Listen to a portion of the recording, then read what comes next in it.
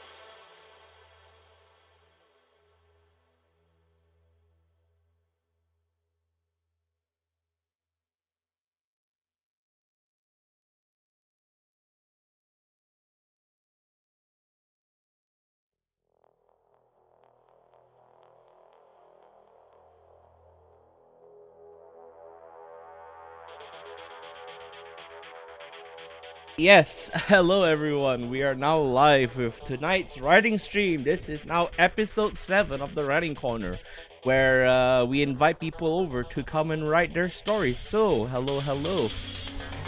Yes, hello, it's Hi, me. Yes, I'm Foeslasher. yes, we have a friend here named Foeslasher, and Karen's already immediately here. That was quick. Yeah, Karen's here. It is just like hello. So yes, welcome everybody. Yes, this is episode 7 of the writing stream. So well, not writing stream, the writing corner. So to introduce everyone else, sorry for let me just introduce a little bit of the No worries. stream. Okay, so the writing corner is a particular stream. Hello party people, hello. So the writing corner, if you're not familiar with it, it's essentially a thing that, well, I didn't invent it. I'm sure there are collaborations like this in the real world, but essentially we are writing a story collaboratively, and usually the word count that we like to hit, so to say, would be roughly around 1,000 words. Of course, this changes depending on the people we got over. So if people are okay with writing but they're not used to writing for very long, it may be 500. But if people are especially wordy or they are already experienced with writing, sometimes they can go for a bit longer, depending on like how the thing is. And usually for these writing streams, we would have a 3 different areas that we like to agree on. But since the last few days have been quite chaotic for me, I could not discuss this with my writing partner for the day, who is Foeslasher. Please introduce Hi. yourself. Okay, so I'm Foeslasher. I'm still an amateur writer. The last time, well, to be honest, I'm more of a burnt-out writer, to be honest. I used to do that Game Master for Dungeons and Dragons, but I got burnt out back in 2023. Ah, I see. Okay. And yeah, Yeah, anything else? Sorry, I may have interrupted you there. before 2023, I used to write for myself, but this one was before I met Karin. Oh, but yeah. I deleted all of it because I felt cringe. Yeah, that's the thing, isn't it? Because every time we look back at our past writings and we're just like, man, I was alive while I wrote this. Sort of that feel, right? Yeah. Don't worry. My experiences with different fandoms, I've written stories for interesting fandoms, and I'm gonna be honest. I always like to be honest with my guesses. Right now, those fandoms are Ruby and My Little Pony, so I'm in the same boat as you. Yeah. Oh boy, yeah, that's probably a story for another time. But yes, other than that, I've invited him here, especially since he has experience doing Dungeon Master for D&D.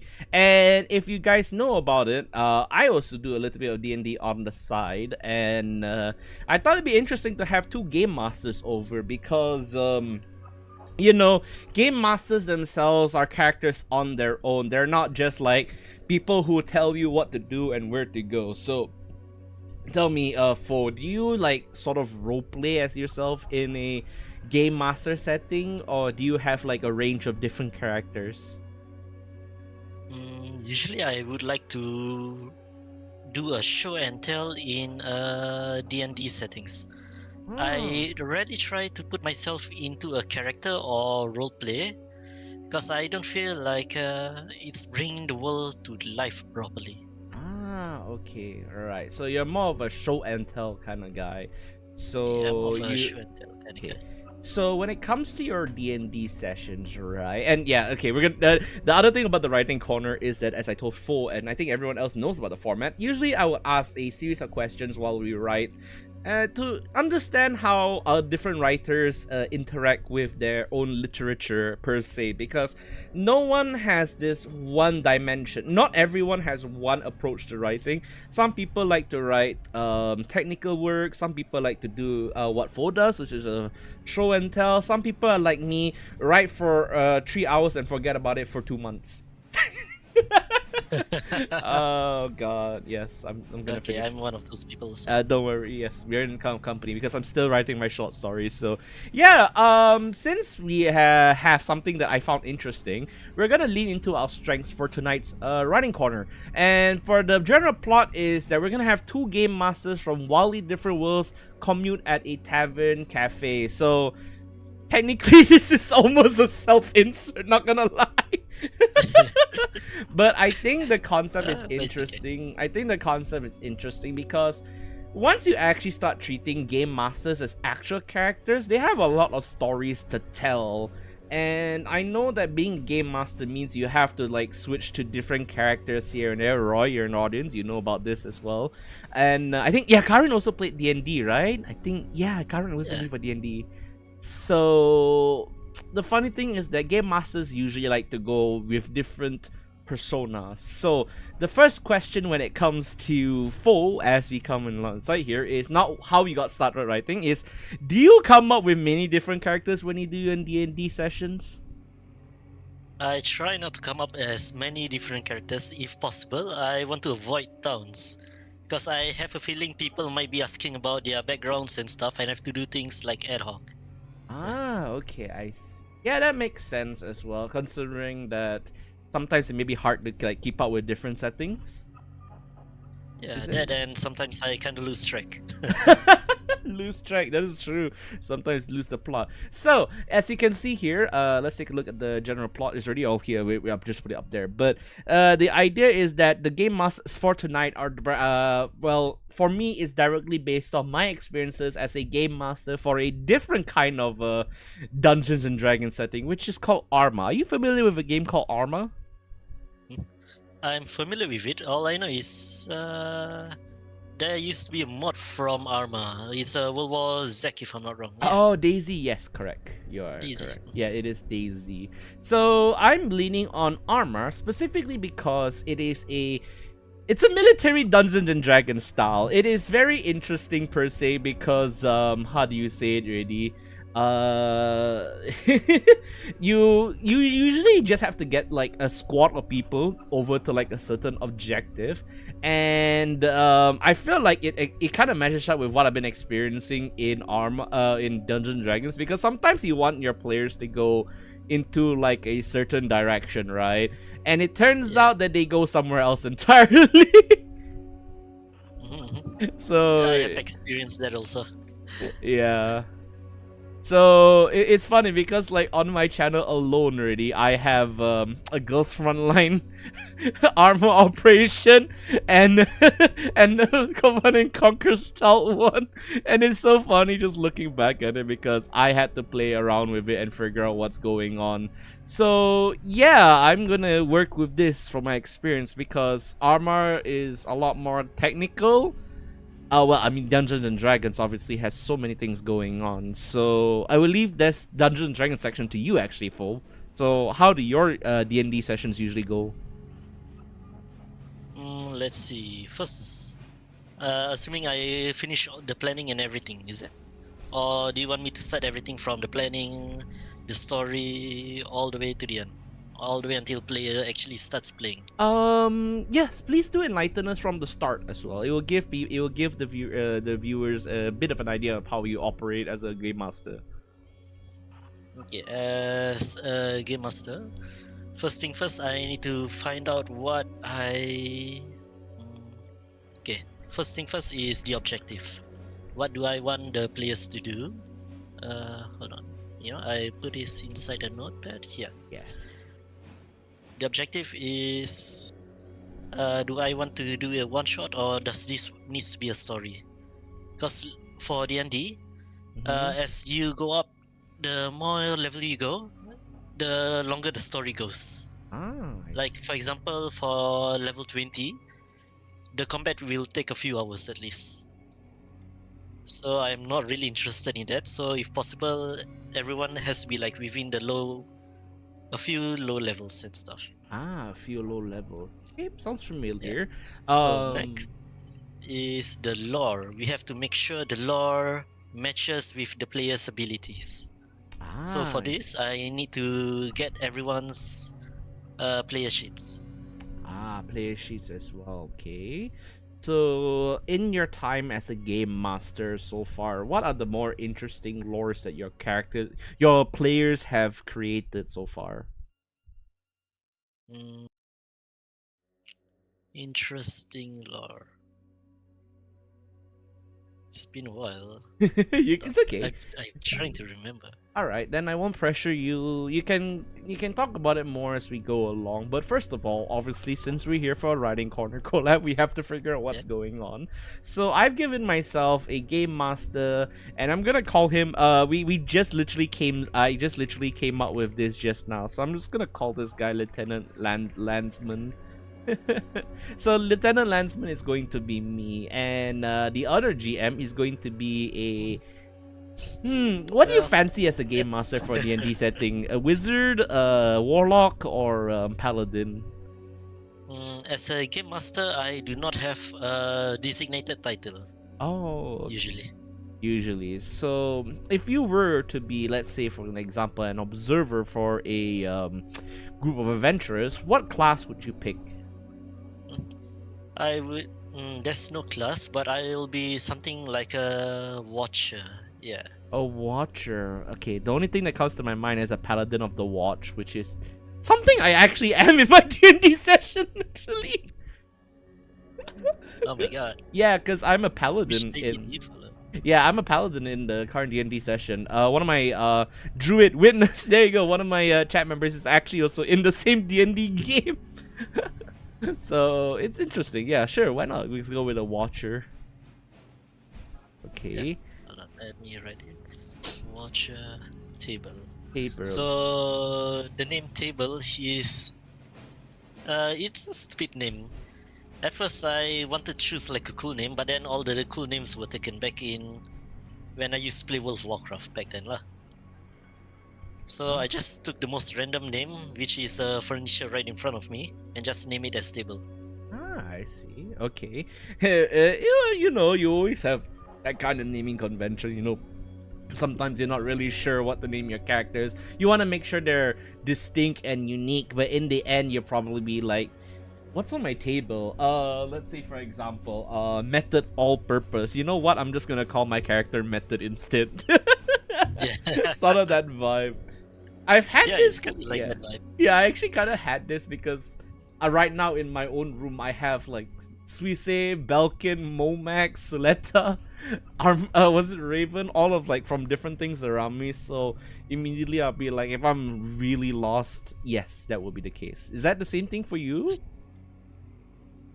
That's the same case for me, but I take it more literal, to be honest. Oh, And literal. then my characters will be like, yeah, that's definitely a fake name. And I'm like, yeah, let's roll with that. Oh, I see. Yeah, wait, was it if he grinds wheat, is it all purpose flour? Oh god. Yeah, I think so far I kind of brainstormed this, but since we did not have time, I did not have time, and this is my apologies because I should have made time for this. Obviously, Christmas time is quite busy. I came up with this premise because it's an easy way for us to explore our different writing styles, and if you're familiar with dialogue conventions and writing, you must respect the fact that one, they must be in different lines, and two, usually different voices will have different tonality and can influence how a story works. So I feel like we can come up with some interesting conversations, but at that point we'll probably be talking to ourselves, right, Flo? Yeah. It's okay, it's fine. All right, so It's normal. how do you find the general plot so far? The general plot, Yeah. I think it's interesting. I'm more interested to know about armor style D&D or armor style tabletop game. Yes. So it basically, okay, let me see if I can quickly just open up a new tab, because you can see how I used to do it. Yes, we're gonna watch my embarrassing Arma 3 gameplay. Just to give you a hint of how it works. Yeah, there you go. So basically, you have to go around map and just control what's going on, and you have to set up everything. So what you're seeing on the stream right now is essentially everything that I had to do for this D&D style campaign, and the fact that it's like 4 hours long is crazy. Yeah, So it's a bit interesting, and I never really gotten used. I have to say it is a lot more interesting compared to tabletops in D&D. Yeah, because usually you would have like fights and whatnot. So yes, everyone gets to see like my tasks as well. It's so funny because for this one, right, I actually ended up being part of the experience because I didn't really know how to do things from like a distance, so I wanted to be at least part of like a support thing, and it was kind of funny because I think the players got wise up and then they blew me up with a missile. The shed here could be a likely chance. Yeah, it's kind of funny, not gonna lie, just seeing like what's going on as well. So it's not that interesting. I don't know where the interesting part is, not gonna lie. But it is definitely one of the fights, and it's kind of interesting, not gonna lie. So let's go back to our writing. So this is the kind of style that I'm going to be talking about, mostly from a commander's point of view. Does that make sense? Yeah, it kind of makes sense. We can Okay. go with that. So usually for the style of the writing corner, obviously I would like to usually I would start first, but I would like to ask whether you would like to start the story first actually, or Mm. Now, the starting point would be pretty hard. yeah, isn't that it, Can I right? ask you to go for what's that? Can you start first? Then I'll set as a reference from then on. Okay, yeah, sure. Let's do that. Okay. So, as we indicated, sorry, I didn't explain this part of the rule. So for the writing corner, if you're not familiar with it, especially for those who are new like Karen, each of us will take at least one paragraph to write. So there is no definite word counter, right? So usually you will start off with one paragraph. So let's say I start off first, and then once I'm done with the paragraph, I will pass it on to Fo to guesses like Fo in order to set up like the next part, and then it'll vice versa until we are satisfied with the story, or we have sort of reach a point where we feel okay, we can just stop right here. How does that work? Yeah, we can go with that. Okay, sure. If each of us takes a paragraph. Yes, and I will start off with a very interesting phrase. Very British phrase. Ah, shite, I'm late. Boy, yeah, this is just how I write. Don't worry about me.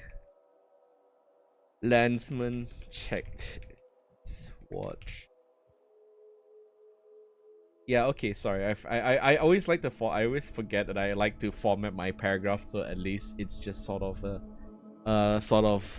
comply with like essays, cuz having taught writing to students, now I just automatically integrate all of that like things I'm teaching them in order to put it into my own writing, so that when I teach kids, I do it in front of them so that at least they know what to write.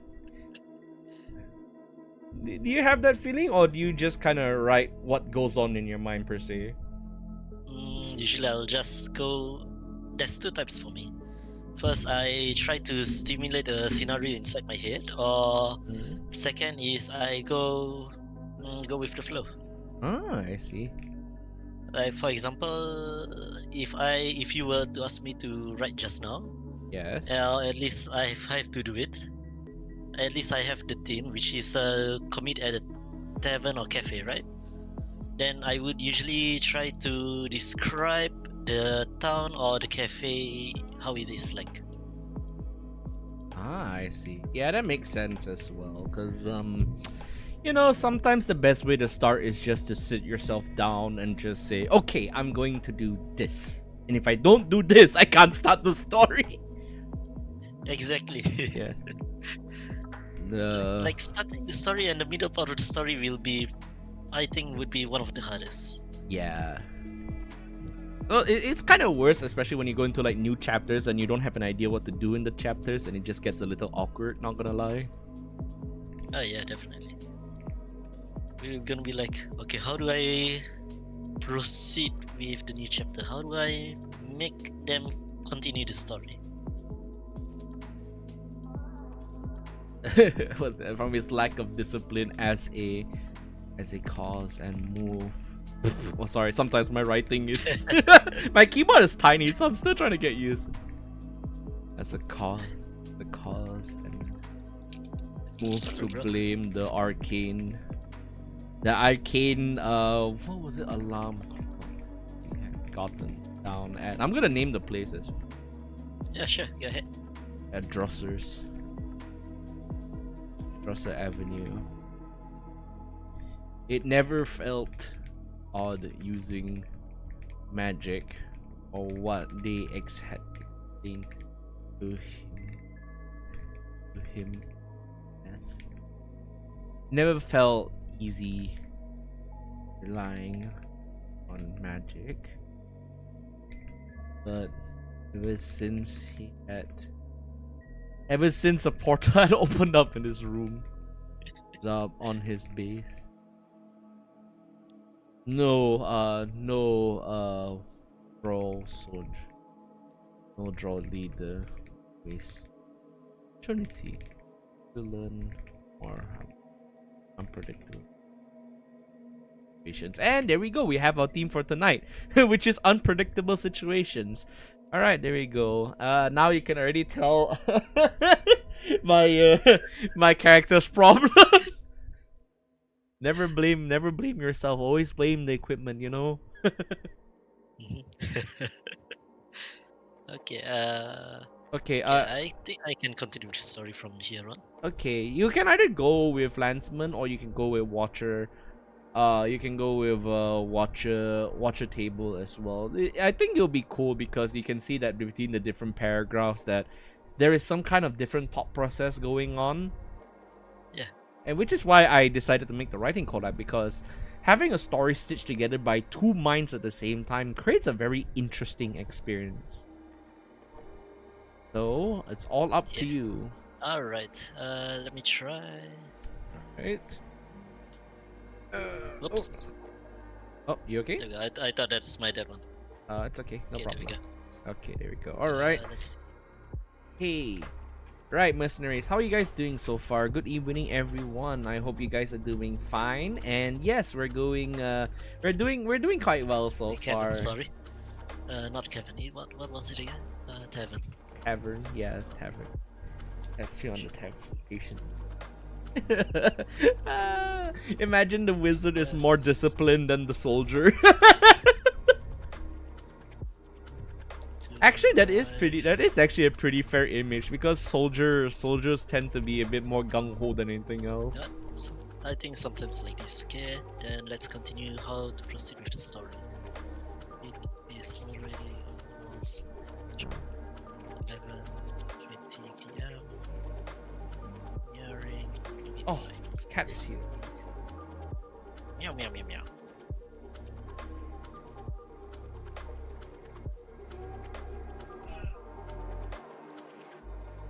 Right, sorry about that. I'm back.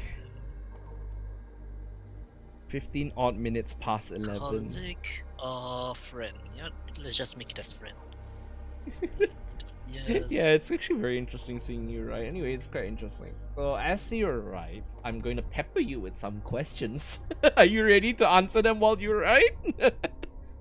Hold on. Sure. Alright, so the first question, as always, is how do you get your, what is it called? How do you get your start to writing? How do you first discover that you had a sort of like inclination towards writing? Was it when you were young, or did you figure out when you got older? To be honest, back then I never really liked to write or read actually. Okay. I only started to like to read only after like what, 13 years old, 14 years old? 13, 14. That will place you roughly around Form 4, Form 5? Or Yeah, Form 3 around and there. Form 4. It's been a while since I've been in the school, so yeah. And what do you recall as being like the first piece of literature or something that really just pushed you to start writing? Especially since Okay. you admitted that you did not like to write. I never liked to write or read, to be honest. Okay. Okay, so what pushed me to write was because back then, have you heard of RuneScape? Yes. Yeah. Okay. Yep. I know. Okay, so basically, I was totally into RuneScape lore. I wanted to insert my own character inside. Oh. Yeah, I Okay. only got past to chapter 2. After that, I stopped. Ah, I see. So basically, you just wanting to be you just wanted to be part of like the lore itself, right? Yeah, I want to be like part of the lore, part of history. Because back then, everyone seemed to used to write all the time inside forums, so I wanted to be inside one of them as well. Nice. But I gotten a bit shy, or at least I wasn't confident in my writing, so I stopped. So it's only like quite recently that I began to do what's that? Game Master for Dungeons and Dragons, to be honest. Okay. Most of the stories I write is only for myself. I put it online in like fanfiction, but I already deleted those also. Or Reddit subreddit. Roy has mentioned the fanfiction to writer pipeline. Yes. Yeah, it seems to be common. Even like the Hololive girls, they would actually say like, I started writing fanfiction about this back then, and it was so funny because it was like, from writing fanfiction to becoming an idol, it seems to be like a common trait that just happens per se. It's like you learn how to immerse yourself, either putting self-inserts or writing from a character's perspective, and it allows you to understand how to play a character, and it's just it's a bit fascinating, not going to lie. So, do you recall anything about this RuneScape character? And as far as I know, RuneScape was a pretty expansive game, so you could theoretically put yourself in the lore and put yourself in an event like I was thinking of the World of Warcraft thing. Are you familiar with something called like a plague glitch back then in World of Warcraft?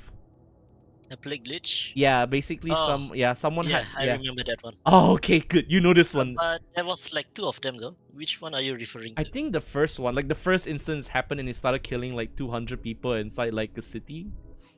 Yeah.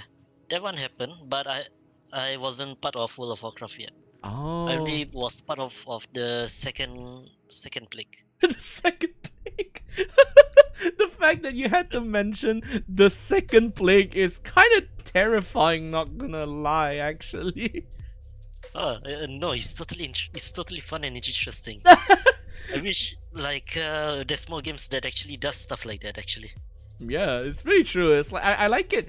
I recently got into Final Fantasy. Was it 14? So the opportunity to have players dictate like certain events has always been like a fascinating topic for me. So, how was your experience during this second plague? Okay, so for second plague, uh, there are like three types of people.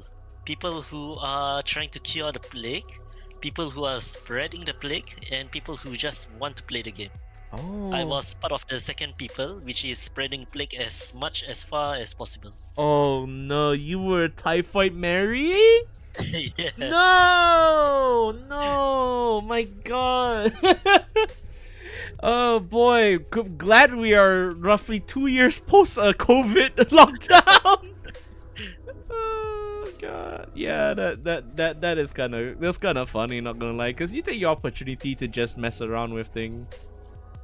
So Yeah. yes, all right. So that's Okay, I interesting. think I am done with my paragraph. Okay, right. So we have that already on hand, which is really quite interesting, considering that MMOs actually are the best ways to start. Like, how do you say MMO games are the best ways to start like experimenting with different characters because you're given like a completely blank slate and a a bunch of friends that you can make your stories around.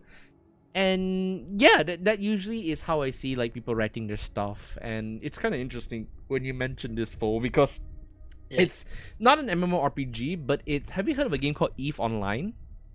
Oh yeah, definitely. I The tried to get into that game, but I couldn't. spreadsheets, wasn't it?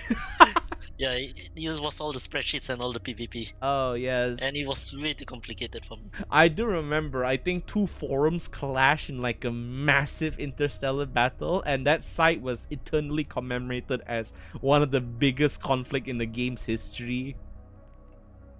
Like they actually put like a plague and said this happened between the coalitions of blah blah blah and blah blah blah, and it was just so fascinating seeing that happen actually. Bro, that is so cool. I know, and it's something that I guess I kind of also want to I kind of want to see happen in different things, but as we grow, as we move now into games that purposely call for this, of course, I'm thinking if I ask you this, you know Helldivers, right? Oh, of course. Yeah, Helldivers is like, and live act. It's like a longer, bigger, more militarized version of a D&D campaign, except all you are now you have to control roughly around 500,000 active players. God. That Yeah. makes it even more interesting. Yeah, and then you have events. What's that? When the Battle of York Supreme. Oh yeah. I was there. The American player was like asleep. After that, the Chinese player had to fight for us. Yeah, that was so cool. And then I was there from Malevelon Creek. Oh my god, you were there for Malevolent? Damn, you're a veteran. Yep, I'm a Creek veteran, which is why I'm here to kill automatons. That's why I don't like robots. I mean, I have Yes, one wife. kill all, brother. My wife is a robot, but don't tell her that. Yeah, Oh I my was. god, you're fitting one of those teams. The Oh. most racist humans together with his robot. Wait, hold on. I need to find that one. What's it called? Racist human alien GF. I need to find that one. I need to find that picture of freaking what was his name already? Freaking Colonel Quaritch. Hold on, where is it? Yeah, hold on, fellas. Here it is. Yeah, that's me. I'm Quaritch right now, bros. Oh yeah, this one. Funnily enough, he's blue in the movie. Yeah, he's blue. I don't understand how he's racist when he's. But never mind. I haven't watched the third party yet. I mean, third movie yet.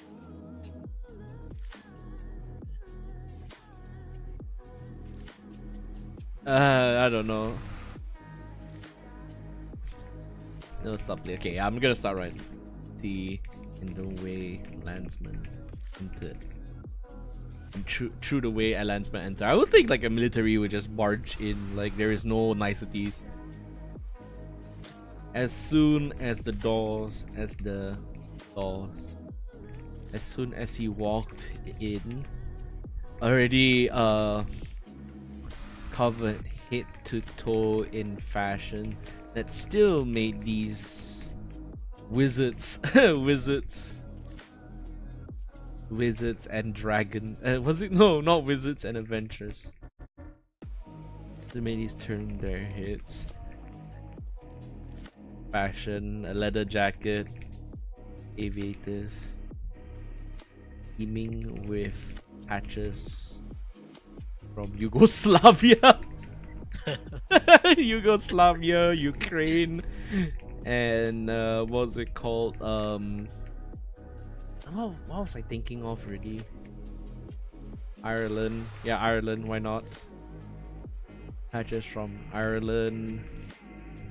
One-way aviator. Distinct. And a beret.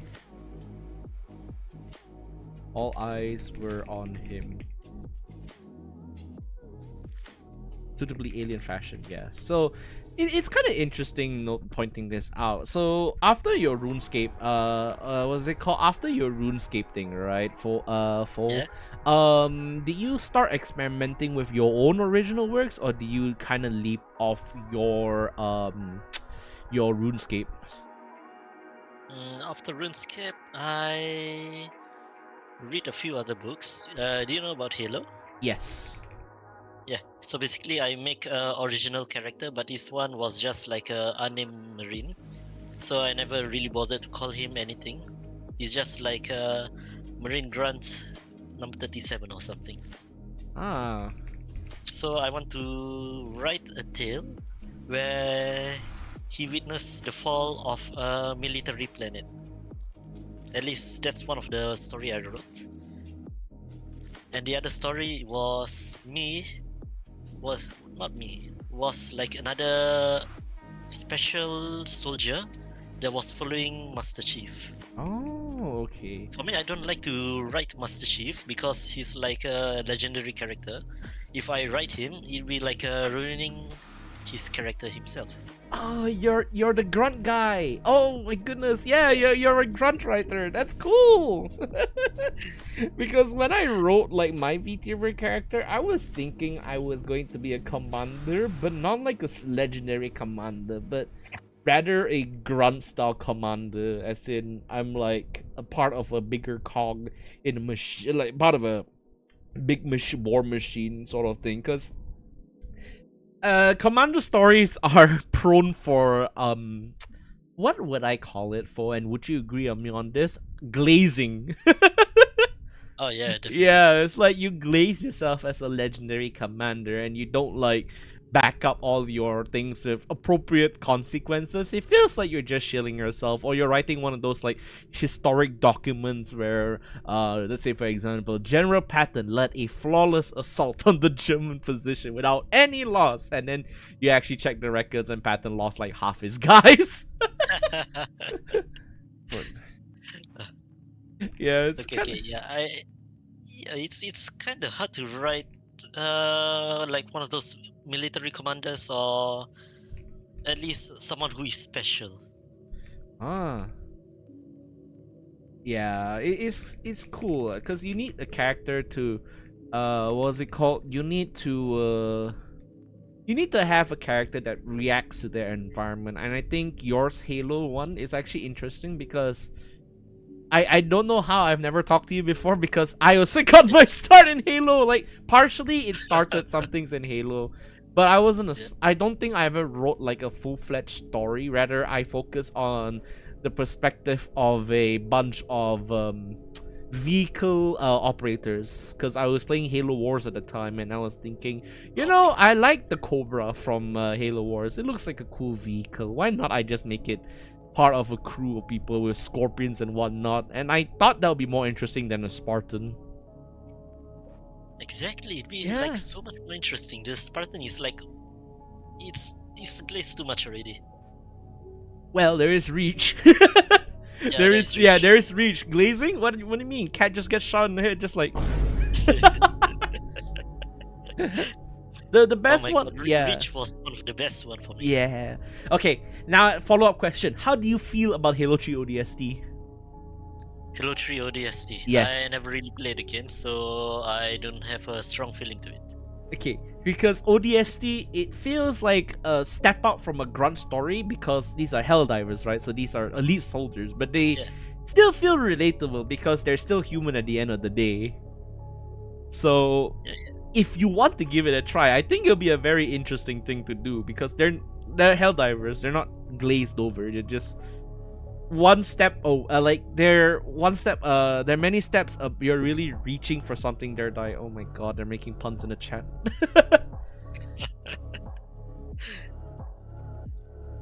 Okay. Yeah. What's such? Oh, another fun fact. Do you know about my name, Foeslasher? Yes. Yeah. Foehammer. Okay, wasn't so it? basically, yeah, it's Foehammer. Yeah, Roy got it correct. Yeah, Foehammer. Yeah. Yeah, instead you just change hammer to slasher. Yeah. I'm like, okay, if I choose Foehammer, I'm pretty sure I'll get copyright. So I'll just change something. Well, that was my thought process back when I was like, what, 14? Any of the I see, of the locals with and bother some random locals. He decided to make his voice boom throughout everyone's ears. Watch a table, page info. Best usernames when you're 12 and 16. I used to call myself Bravo 6 when I was younger. Modern Warfare 1. Oh my god. Yeah, foreign names were something back then, right? Do you ever participate on a forum and then name yourself like that? No, I never really chose, never really had something like that.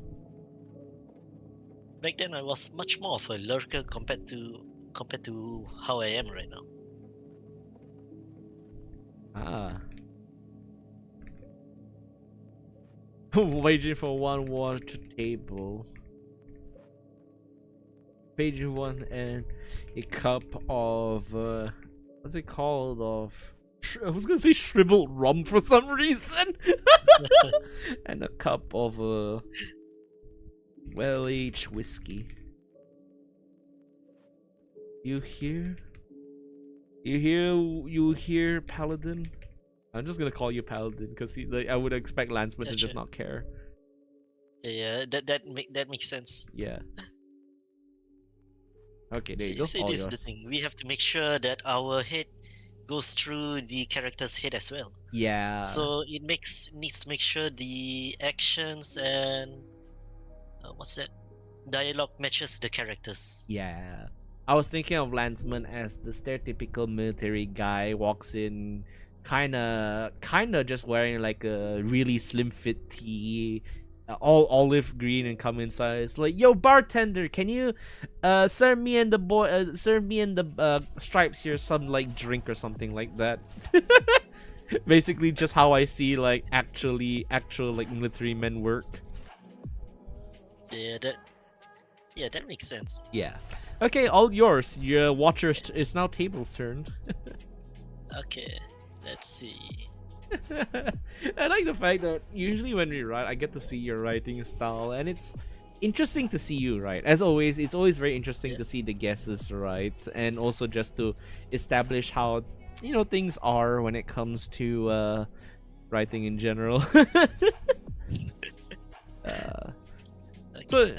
So yeah, right. So while you write again, another set of questions. So what caused you to? Oh, no, wait, hold on. Before I go into the question, what would you consider to be like one of your more ambitious writing projects?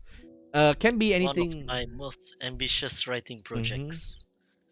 Okay, so basically, I wanted to do another Dungeons and Dragons environment, Mm-hmm. but it's inside existing story. Have you heard of Lots of Mysteries? Lots of mystery. It's not from. It's a Okay, scenario, so right? no, it's not a scenario. It's a light novel, but it's from China. Oh, it's from China. Okay, now that's Yeah, new yeah. because I don't. I only read what's it called? I only read sort of Western literature. I know I'm very biased. Anglo. I'm an Anglophilic of Anglo. Was it Anglophilic when it comes to literature? I used to be like that as well until I started to explore. So first I went from English, or at least the Western side. Then I went to Japanese, because anime and stuff like that. Then eventually I started migrate to Korean and China and everywhere else now. Ah. Like for example, the Witcher series. That one was actually pretty good, but the translation feels a bit odd for me. Ah, because it's being translated from what's it called? It's translated from Polish, right? Yeah, yeah. I see. So there'll be a lot of like this. It's very interesting to point this out because when you read like other countries, you actually tend to get to know cultural in jokes and cultural sayings that you wouldn't find in a normal, let's say, you wouldn't find in a normal Western work. Of course, there are some stories that are clearly written in American or the Queen's English, but and they include like local references, but it is more interesting when you read a story, let's say in Chinese, and I know the Chinese have a lot of different phrases that do not work in English.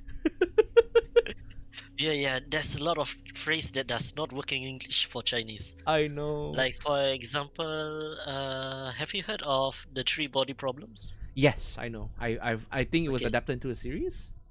Yeah, yeah. It's adapted to series. So basically, I've read through the all three books. First was the duck. First was the three body problem. Second was the Dark Forest. Third was I can't remember. Let me check for it. Three body problem series. Foe hammer. Roy is asking whether you ever thought about the word foe hammer as in Vietnamese foe. Karen But has just revealed a secret. You read too much Chinese light novels. Even she's confused. oh yeah, I do read like way too much to be honest. That's Like for okay. example, one of them has like how many chapters was that? Hold on, let me check. 40,000 cultivation. How many chapters is this? I'm kind of scared. You have to check how many chapters Because they it are. was like thousands or something, if I'm not wrong. Yeah, it's 3,500. 3,500 chapters. Mm-hmm. What? Okay, I thought that was like Okay, this pages. is Chapters? no, no, it's chapters. What? Okay, that's just one of it. I already finished reading this one. Next is hold on, let me check a lot of mysteries. Good lord, funny is he can't even read, write, or speak Chinese. I mean, to be fair, I'll vouch for Fo here because I started reading Japanese literature. Well, not to the very least because I actually do assign them to my kids and I keep a copy around them to just read on my own. But having read at least like references from stories like Morisaki Bookshop and what was it called? I forgot what the other book was called, but it had to do with post World War II Japan and also the Decagon murders. It's so interesting. Damn, how you guys get the deep meaning of their literatures? It is acquired skill. Okay, yeah. Do tell us more about your which story are you covering right now, Dai specifically? Morisaki Bookshop. I forgot what the other one was called, but it's from a famous Japanese author, and Bookshop. yeah, Morisaki Bookshop. It's a very nice slice of life novel about a woman recovering from a nasty breakup in modern Japan, and going back to a bookshop with her uncle to learn about how to live again. It's a very fascinating story. Of course, this coming from a mercenary who would most likely be interested in like war stuff is just unexpectedly just talking about this.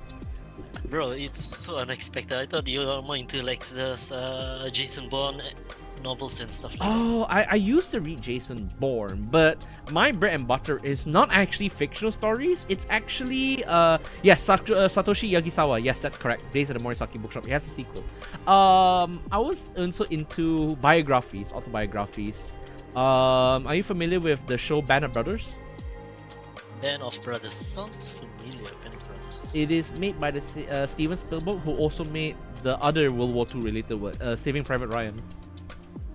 Ah, okay, then maybe that's why. I'm reading the book right now, and it has a very technical way of writing about the exploits of Easy Company throughout the war, and it's quite fascinating because it's not like a story progression, but it just tells you informatively what's going on. Airborne, yes, exactly, you know what it is. And I still remember vividly how everyone hated what's it called, the guy from Friends, Ross. Everyone hated Ross's character because he was an asshole. Oh boy. Yeah, so I do enjoy reading that, but Morisaki Bookshop is more fascinating because I like the lady for the story, and I can feel where she's coming from, and having to run a bookstore is actually one of like, well, a fantasy that I would like for myself, because running a bookstore sounds perfect actually. It's like a nice job. What do you think of, imagine you were offered to work in a bookstore, would you accept it? I would love to work in a bookstore. In fact, that's why I started to learn. I tried to learn Mandarin, but I failed to learn it fluently. But you can speak a little bit, right? No, not at all actually. Good. It's okay. I'm also I am what they call a banana. I don't know how to speak Chinese as well. And I'm saying this is a Malaysian Chinese. I'm ashamed to my family. Hey, don't worry. I'm the same. I'm a Malay and I can speak Malay at all. Karin is super frustrated at that sometimes. Yeah, my dad is also the same. It's like, Dylus, why do you not learn how to speak Chinese? But okay, yeah, that's very fascinating as well, especially since you mentioned all these like Chinese words. So when did you stop picking up this specific like region of books, or did you start reading them back then after you did your RuneScape phase? No, this one started. Okay, the first novel I read, at least outside of Japanese and Western, was called Solens. Yes, it's called Solens. So basically, it's the basic normal trash tier guy got reincarnated. He got something special and stuff.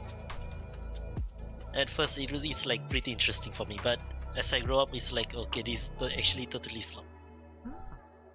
I see. Okay, it's because I always find that how the Chinese, right, how they write their stories actually is influenced greatly by their surroundings. So when it comes to their stories, right, you can actually see a lot of inspirations from their home region, and if you're not familiar with Chinese customs, you get lost. So how do you manage to keep up with that knowledge? Do you go online to look it up, the meaning, or you just how do you say it really, just take a guess and try and figure out what the context could be? Oh, at first I would look up to see what's the meaning, but eventually I got too lazy and I just tried to figure out from the context. But eventually, after I read so much slops, I kind of figure out the meaning. So wait, you read so much slop? Wait, what? Yes. What slop? Yes, I read a lot of slops. Like each light novels in Chinese is like what, 2,000, 3,000 chapters, and I read a lot of them, to be honest. Why do they have so... Okay, you have to explain to me this. Like, is the concept of chapters to them different? Because some story... When I read, like, English stories, usually there's, like, 30 or, like, 40 chapters. But 3,000 chapters? Like, are they dedicating to, like, several paragraphs to, like, one chapter? Okay, so it's a bit different. Is that whenever they release a chapter, they will also get a bit more money. And the more people that views that chapter, the more money they'll get. So they'll try to make as much chapters as possible. and try not to end the story. Actually, Oh. there is a story that has been going on for like almost since 2010, like 15 years already. Oh my god, they're going for the One Piece approach? Yes, I mean they get as much money as they release chapters anyway, but they also need people to read the chapters. At the same time, wouldn't that... Okay, before I go into more questions on my end, the audience has a question for you. Roy asks us, what does Chinese slop look like? What are their traits? Okay, I have read Japanese slops, Chinese slops, and Korean slops. They are all totally a bit different. Okay, for Japanese slops, they are more towards like reincarnating harem, totally being a genius at everything, but was totally a loser in their real life. Yeah. Oh no! It's oh yeah, that's right. You're actually reminding me of isekais and whatnot. Is that the slop you're talking about? Yes, that's the slops I'm talking about. All of them are slops. Oh my god! And I can't believe I used to read all of it. Oh, it's The like... only thing that wasn't a slop was Spice and Wolf. Oh, Spice and Wolf. Oh, that one was actually sweet. It didn't feel like slop. It actually felt like interesting because apparently there's economics behind it. Yeah, it is like related to economics, but I could not understand it at all as a teenager. So I was like, okay, I want to get into this. I only got to like book 6 before I had to stop. It kind of reminds me because back then when I was in standard, I think standard 6 or standard 5, I was reading Michael Crichton already, and I could not understand anything in Lost World because when Ian Malcolm started talking about chaos theory, I was like, what on earth is chaos theory? Why is it in math? I thought chaos is just a state of mind. I was there for the dinosaurs. Yeah, it's fascinating. So, I won't ask you any more questions because I think it's kind of messing with the writing. But yeah, Don't worry, I can take out. I mean, this one is pretty easy. I can tell you about Korean as well. oh, Okay, so for Korean, slop is slightly more different. There's still reincarnation or regression and stuff, but there's also like towers and dungeons. I do not know why they like towers and dungeons so much.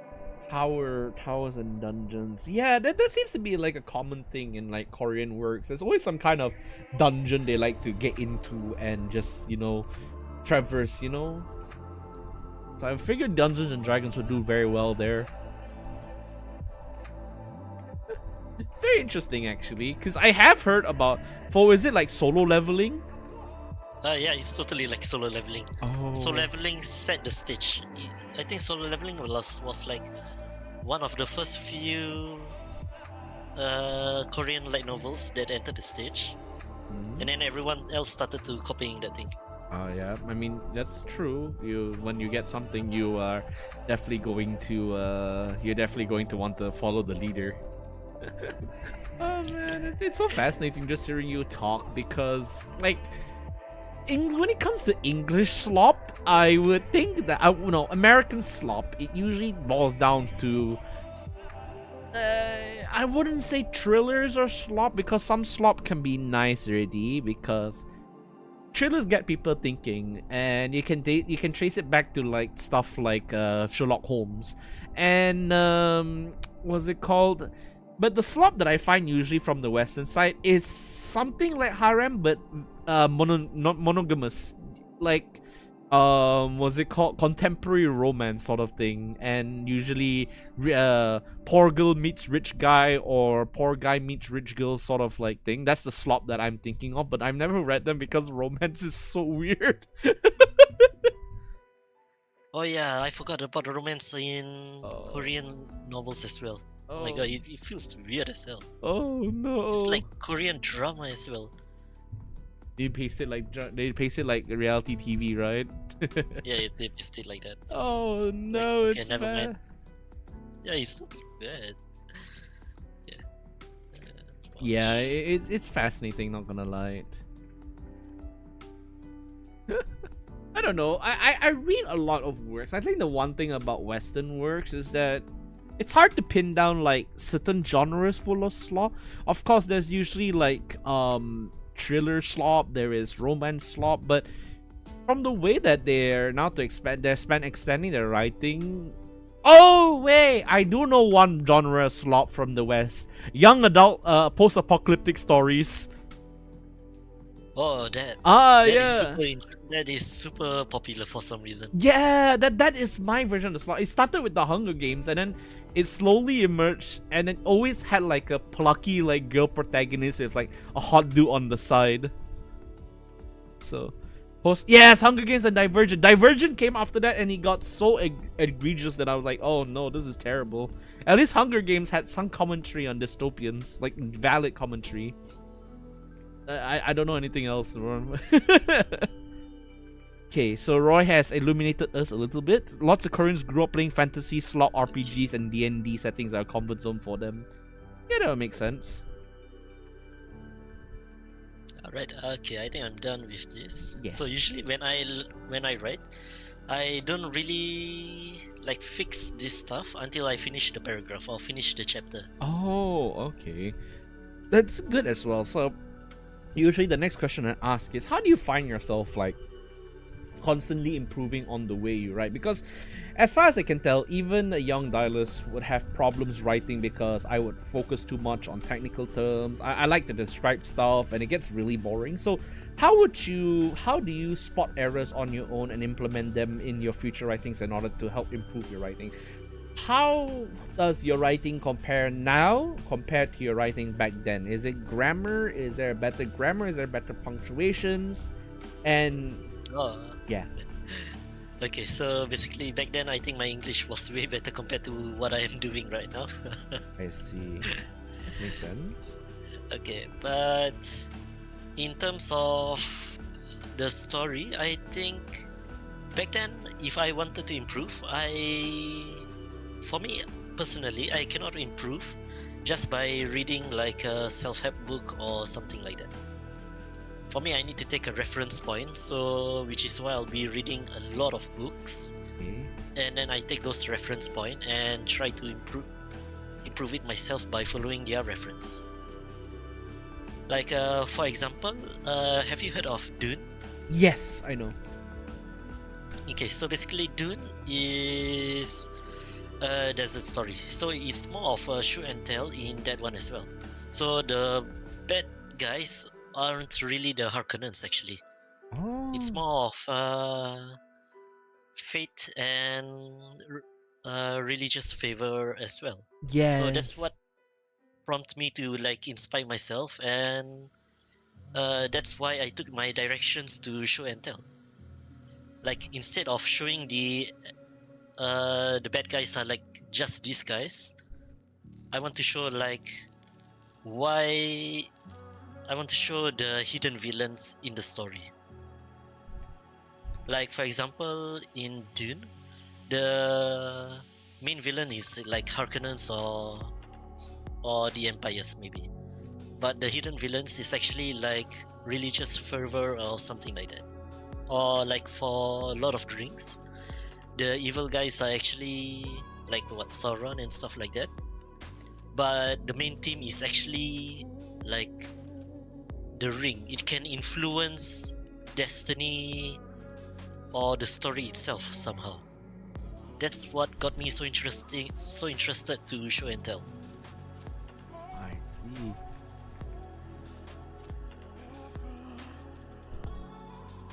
Yeah, it's So, what about you? interesting. It's interesting because I also am reading Dune right now, and I like the fact that once you read into it, I can immediately tell you already do your own version of critical analysis, because you don't just codify the conflict into factionalism like Atreides, Harkonnens, Fremen. You actually take a look at the bigger theme, which is very nice. It is something that I am trying to teach my kids. And this critical analysis skill, right? Yeah. When did you really start to wrap your head around it, or was it something that you can pick up on immediately when you read a story? This one picked up when I was reading Dune. I was like, okay, I like this Paul guy. He's true. I would totally follow him to death. And then when I read online, like You're not supposed to do that. That's actually dangerous. That's the dangers of fanaticism or charismatic leaders. I'm like, oh, so that's why. So I began to read a lot of rings, and then I began to notice this theme that some authors follows. Like for like the ring, like I said. And then as for the three body stories, the main villains aren't actually the Solarians. It's actually the psychology of sentient species, or the dangers of opening a bonfire where everyone will be attracted to that bonfire as well. Starship Trooper. That's another one. Yeah. I never really read Starship Trooper. Yeah, I haven't read Paul Verhoeven's work. I usually read short stories by, I was gonna say Andrew K. Dick for some reason, but I was thinking of, what was the other one? Not Arthur C. Clarke. Philip K. Dick. Yeah, there you go, Philip K. Dick. I read a lot of Philip K. Dick sci-fi short stories, and it's very interesting how they present a lot of sci-fi settings with a lot of interesting philosophical questions, such as police, dystopias, and whatnot. So I just watched a movie, like, holy crap, so many people don't get it, because you see here the average moviegoer has the media literacy of roughly about 0. Not many people. Okay, let's just give them about maybe 5. Yeah, 5. Not everyone. Yeah. Not everyone. I mean, if you show them like fascist, they will say, okay, this is a bad guy.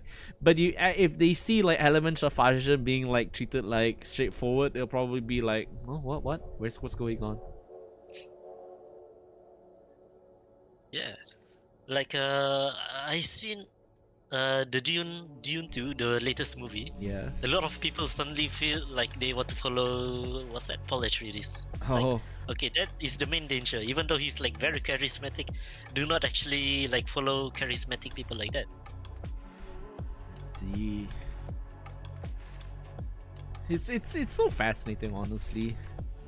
Just thinking about all this, like, people miss the point of a lot of things. I guess that's like a discussion actually I want to talk, because how do you say, media literacy is always an interesting topic that I feel like most writers have definitely encountered before, because sometimes when you want to really understand a character, you actually have to start delving into things like what does this character mean to you, what does this character mean to the author, what does this character mean to the readers, not just you. And there are so many different things that you can pick out that ultimately in the end it ends up being subjective. And yeah, the English teacher in me is already coming out already.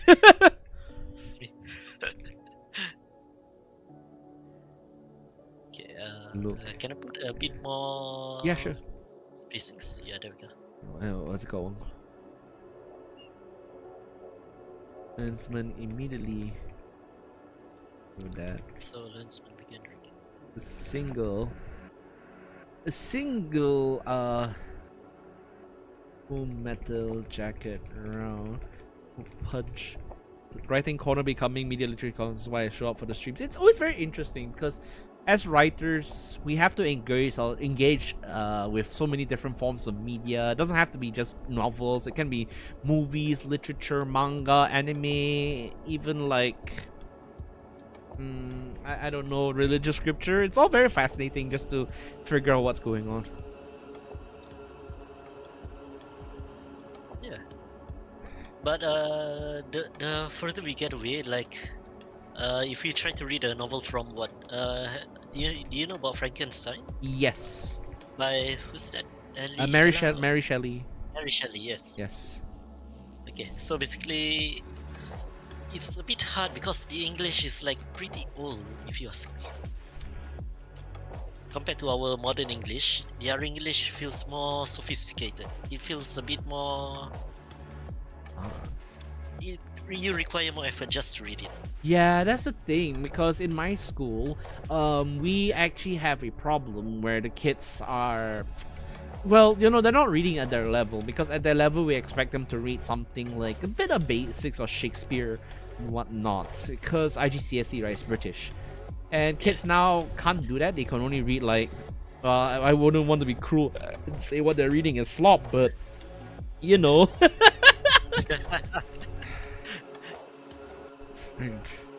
Okay, to be fair, Shakespeare is actually a bit more hard. That thing is Yeah. like what, 300 years or 400 years apart? Yeah, that's the thing, especially since we want to read classic literature. Like for my university course, I had to read Shamila by Joseph Andrews, and what was it already? Othello, also by Shakespeare, and the unknown soldier by one of the leading feminist writers. And it was so fascinating just seeing like the language difference between so many different eras, like the ideas of feminism, all that have maintained themselves throughout time.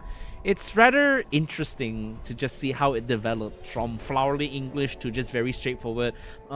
She wouldn't do that because it felt like it would violate her rights, something like that. Yeah, you have it tough. In this case, however, he ignored his religious presumptions and assumptions. However, he ignored intrusive thoughts, continued, hoping he would, the paladin would at least respond. So I like the just that, like, you know, when you do really talk about show and tell, right? I think the best ways to show, and I'm sharing this as well. I think the best way to show a character is actually through how they talk. If you ask me, because like based on how someone talks, right, you actually can figure out how they act, how they behave in real life, and how they would, you know, react with people around them. So it's more interesting than just saying he survived a few wars. It's better to just have it come up in dialogue because, you know, it adds a little to that character. Yeah, all the small detail adds up. Eventually, it will feel nice to the reader. Yeah.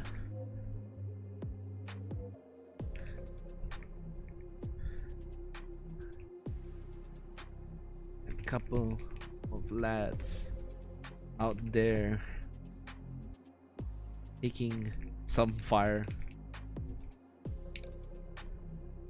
to,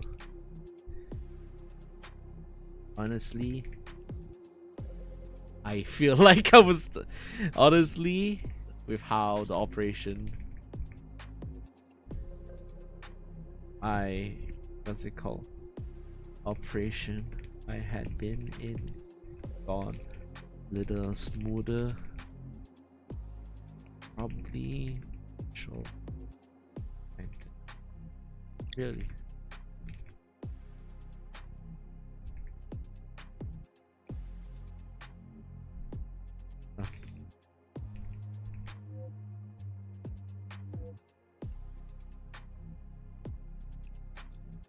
there you go. There you go. That's it. Just a guy who just keeps talking over people. It's kind of funny because that's how I feel like in life. I feel like I'm the type that just yaps a lot. So yeah, we have an interesting discussion as well. It's like even certain stories where the author explains what it's about, there's always room for interpretations in your own opinion, and you don't have to take things at face value, which is funny because you can apply this to like video games like Helldivers, and you can still end up enjoying like the media they have, but you have to realize that the things that you're doing is not going to be right in real life. But people like to take things, put it in binary because it simplifies the problem per se. I think I encountered like a certain thing back then. I don't know whether it makes sense for how do you say it already? What was it called already? It was an interesting thing that came up when I was looking through Twitter, and I found someone talking about I found something how do you say it really? Someone asking like why do normal people tend to simplify military operations into bigger and bigger offenses when it actually takes a lot of smaller things? And my response to it was like, how would you say it? People simplify things because it would be much easier. What's it called? People would find it easier to understand like a black and white view of things, because if they actually had to sit through and sift the information, their heads would metaphorically explode. Do you feel this is the case, Paul? Yeah, it is the case. Like, for example, whenever I write reports to my boss in real life, Yeah. they always tell me like, stop putting in like technical stuff. Just give me like give me a summarized version. So I have to like delete everything and put in a summarized version of what I have done, what we did. I mean, what was the problem, what we have done, and how it was solved. Huh. Yeah, that's the thing as well. That's my boss. It's like, don't need to tell me anything, Mr. Dylus. Just tell me what I need to know, what you're gonna do about it, and then that's it. We call it a day. And it's very fascinating working with people like that because I think that balances out how writers see the world because writers like to be descriptive. But at the end of the day, if we don't have that person that kind of drags you back to reality and said, I want something that's actionable, then you end up floating in like your little fantasy forever, actually. But here's the problem: because I write so much reports on the like a summarized version, it's hard for me to be descriptive nowadays. Wait, can I continue the next one? Yeah, sure, go ahead. Okay. Yeah. I definitely see it as well in your writing because your writing. Well, okay. I hope this doesn't sound. Concise. It's concise and it shows action, which is okay because you want to show, right, instead of telling what's happening. And like I said, this is the writing corner, and this is where you can actually see like how people have evolved in their writing. So between like the way I've been writing, you can tell that I probably have been maintaining my writing skills, but for you, it's become influenced by your work. It's definitely become influenced by my work. I did so much reports and stuff. And like I'm the team lead, I don't want to be the team lead in the first place. But it's pushed down to me, so I have to do it anyway. Altec is here and he says, both of your bosses would hate me. I love being technical and descriptive in my writing all the time. If I try to be simple, I'll end up missing some crucial things. Ooh. Do you feel that? Yeah, Really? same here. I do miss up some crucial things and then I get scolded for that. Oh like, no! Why you didn't include that? I was like, well, I don't think that's really important. I don't know what is important for you, what is not important for you. Yeah, that's the thing, isn't it? It's like you don't really know what is important until it's too late, and then you get shouted out. That's how I feel like for my students sometimes, because I feel like they have that problem. And Roy did mention a pretty helpful acronym: bluff, bottom line, up front. So basically, show your intentions from the get-go, so that I can quickly identify whether you're following the genre, whether you're following the convention, and then I'll give you marks based on that sort of thing. So yeah, like he also mentions people don't have time to decompress really complicated nonsense, and we do because we write, you know. So yeah, it's all very fascinating putting it into words because writers live in one role, then we transition to another role, especially if we're working the working full time. So the next question obviously is to ask, over the years, and I think everyone has this experience where when we're young, we have a lot of time to write all of our fancy stories and learn, right? But as we grow older, we have to be, what's it called? How do you say it already? How do you say it's a bit weird for me to put it together. I need to figure out my words. Let me get some water. How do you say it already? It's fascinating because when we get older, we find that we have obviously less time to write, and we try to adapt whatever writing habits we have into our work. And we've kind of said that, what's it called? We kind of said that just now, since you said your summaries have influenced your writing, right? So Yeah. what do you do to make time for writing? At least if you're going to read, let's say for after this you want to write on something, how would you plan to spend time in order to write? How would I spend time in order to write? Wait, the question's a bit oddly phrased, but in a way it's like, how would you balance the want to write more to improve your own writing while also balancing your work?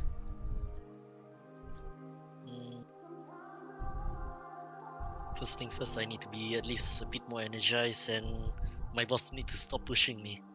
But let's say if I do have the energy, I need to start reading all over again, Okay. and not those Chinese slops or any slops, any kind of slops. Oh no. Like I said, most of my writings is taken as reference. So I got reference from my work, and I get reference from slops. So I need to read like a proper book, and then I think my writing should be back to normal again, hopefully.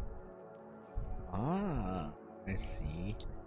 I'm too easily influenced. By slop. As a writer, I'm too easily influenced by the medias I'm reading.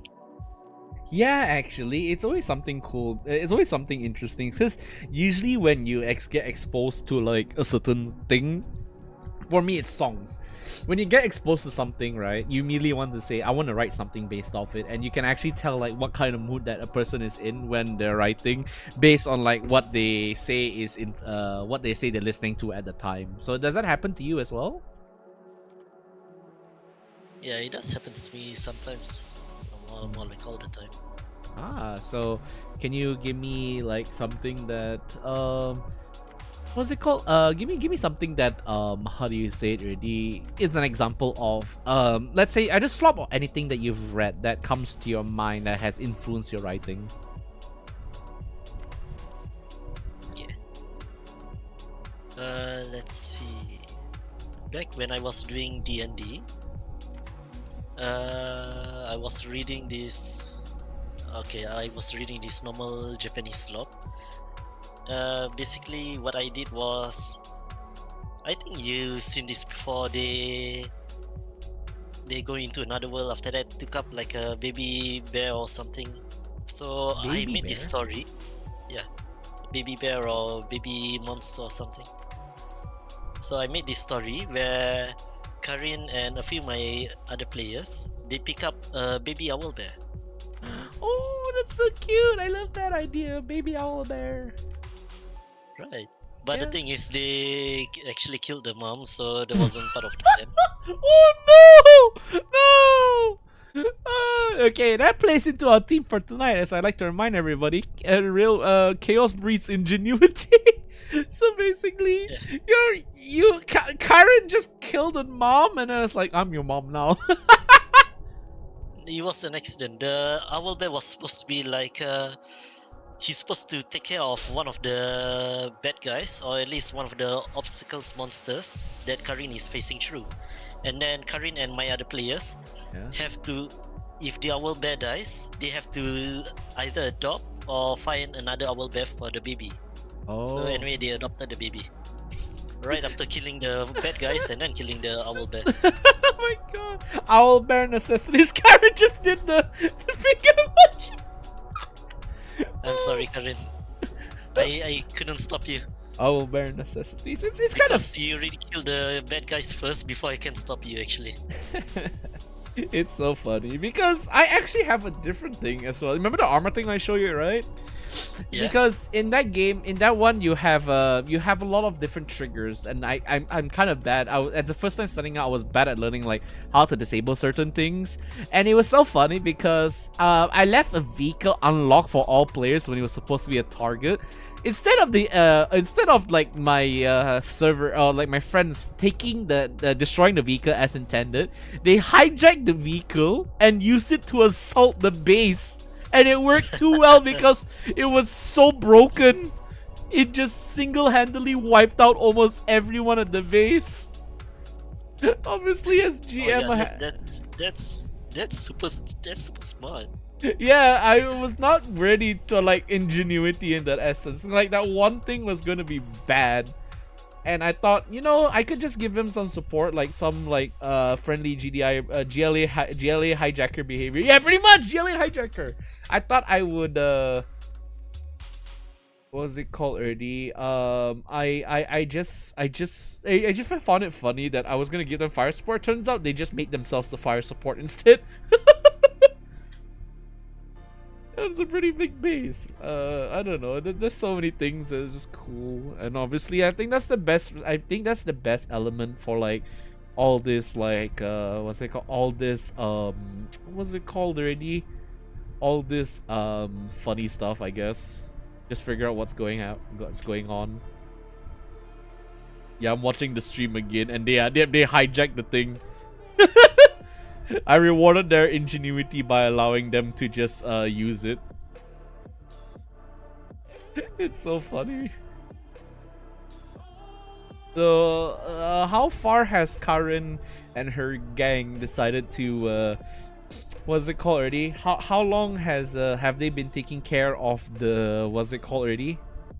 The owlbear? baby owl. It Yeah. was only for one session. Afterwards, I kind of got burnt out by my work, so we had to cancel that one. Oh, I And see. then that's my last session. Yeah, that's my last session. I see. I tried to make another one, but then I really got burnt out back then. Oh, I see. I see. Yeah, no issues. Don't worry about it. It just sort of happens, I guess. I mean, it's kind of sad, I guess, when you get burnt out. So I guess that's the next, that's like one of the last few questions already. What do you do in order to counter burnout? It's always one of the things that writers always have issues with. So I'm just curious, how do you handle burnout? Back then, when I handled burnout, I used to just continue reading. That's about it. But the burnout continued for so long, it just burned out my interest in reading. To be honest, I never, after the Dungeons and Dragons, I stopped reading for a while actually. Oh, I see. Yeah, that makes sense. And have you managed to find a way to deal with it, or are you still trying to figure out how to continue that actually? Actually, when you asked me for a collab for writing, you got me interested. Like, it's been a while since I started reading. I should try to read again. I'm not so busy nowadays since I got like a new position. Hmm? I should start reading again. So I have to say, like, thank you for getting me to read stuff again, to be honest. See. It's just fascinating, honestly, because I feel like writing is, it's something that people take for granted, if you ask me, because when you write, it's sort of, it's a thing that I feel like it's hard to really communicate to someone. But you can get into writing, but when you actually want to explain to someone you're writing, if they're not like good at reading, they'll get lost in the words. And it's something that I've kind of like realized so far about like being a VTuber that writes. So yeah, I don't know. I'm actually going on something else, bro. Alright, enchanter magical devices, winds of magic. Oh, winds of magic. Yeah, I can see that the ND influence coming in already. Explain the usage. I like the fact that you brought up mysticism in your character as well, because ADHD is a hell of a draw. Oh, don't worry, I struggle with that.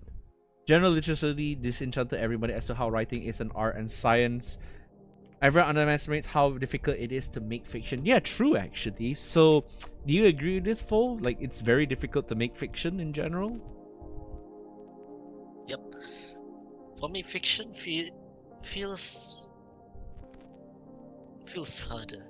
Yeah. Especially fiction where it's not like sci-fi or fantasy, it's like thriller. You really have to work your brain on it. Oh, makes sense. Yeah, it definitely is. And, well, yeah, I want to say this, but I don't want to toot my horn, especially since I'm working on like a whole like lore stuff as well for my VTuber characters. So coming out of it, like finding inspiration is good, but how do you actually write? That story is something I find very interesting. So, for example, I read Dune, I read Star Wars expanded universe stuff, and then I just try and figure out like slowly bit by bit to adapt it into my work just to see how the world building works and how the flow of language is. So yeah, now you have your Chinese slot, but what would you say is like something that you hold very dear to your heart and you say, yes, this piece of work, I stand by it as the main inspiration of how I write? Well, yes, that's an easy one for me. Yes, tell me. Okay, so it has to be three things.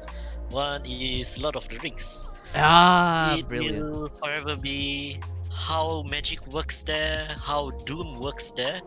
It's all soft magic. It's not like I cast fireball, Pep, you got a fireball. This one is item will doom you, but it will be done in a long way. But it will happen eventually. So I like that theme. So it's just like corrupting, right? Corruption influence? yeah, it's like corruption influence, but it's not about the corruption that intrigues me, but it's about will how Doom will doom the user itself. You Yeah, get like my the meaning? One Ring, right? That's true. Yeah, like that one. Yeah, because it's Oh, funny. that also reminds me like a Greek.